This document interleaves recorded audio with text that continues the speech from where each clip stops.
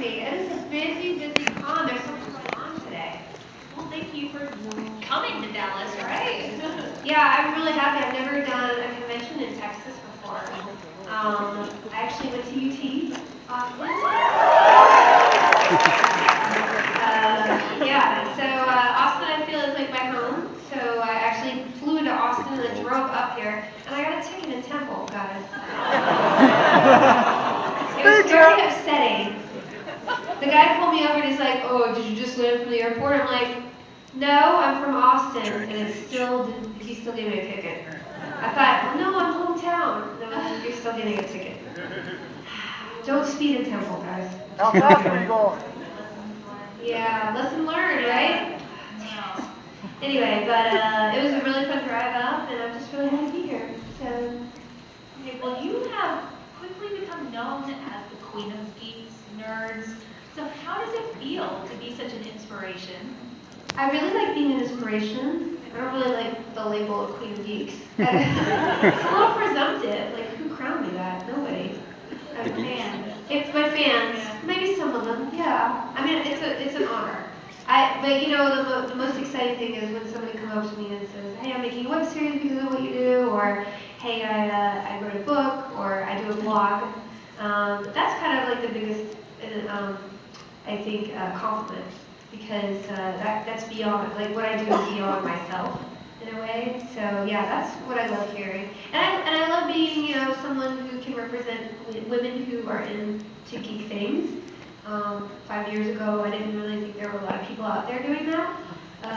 So if there are other people who are becoming more geeky or discovering things that are quote unquote geeky because of what I do, I think that's good for everything we do, right? And what we love. Yeah.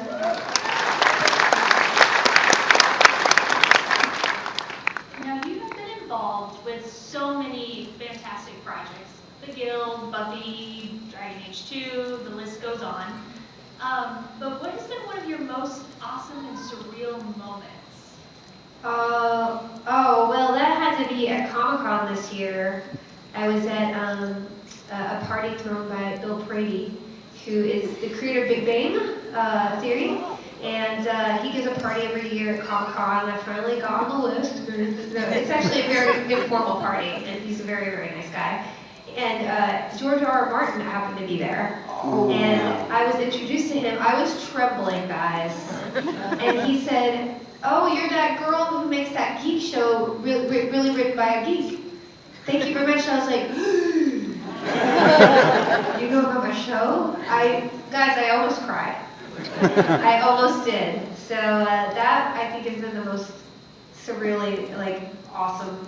Just the fact that you meet some people that you admire a lot, and then they're familiar with your work. It doesn't happen a ton, but it does happen enough with people who I love enough that it definitely, I'm grateful for what I get to do as a job. He gave me a coin too.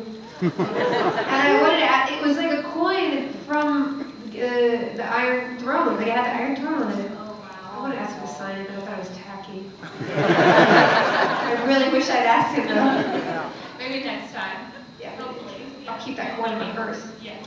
Yeah. Have it on you at all times.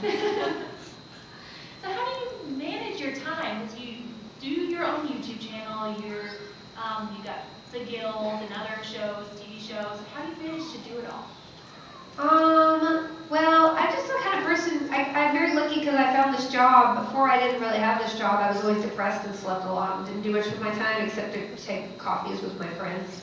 And that's what's cool about what I get to do now, is that I discovered making videos is really rewarding, and making my show is really inspirational to myself.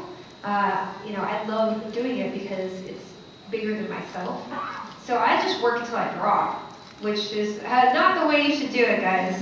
There's also balance, and I'm not very good at that. I got really sick earlier this summer because I just work so hard. Because I just don't forget. I mean, like, when you're behind a computer and you're working at home, you just don't stop working if you really love what you do.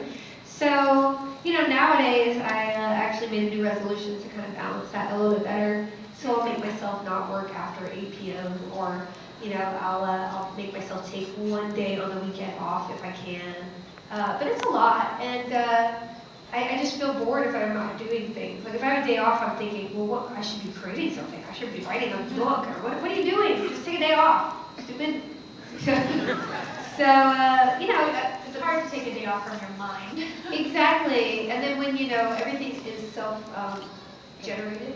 So everything I do is kind of, I have an idea and then I just go after trying to get that idea made, which definitely fits my personality well, but it's not good for being zen. So that's my new goal. I quit coffee, so I feel like a half woman now.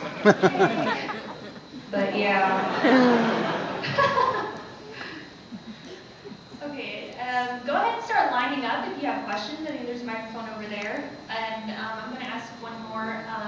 The Guild just started its sixth season. So, Yes, the Guild season 6. Tell us about, do you have any future plans for it, or about how many more seasons we can expect? This season is a season that really shouldn't have been. We worked very closely with Microsoft for 4 long seasons, which was amazing. They were great partners to us through season 5.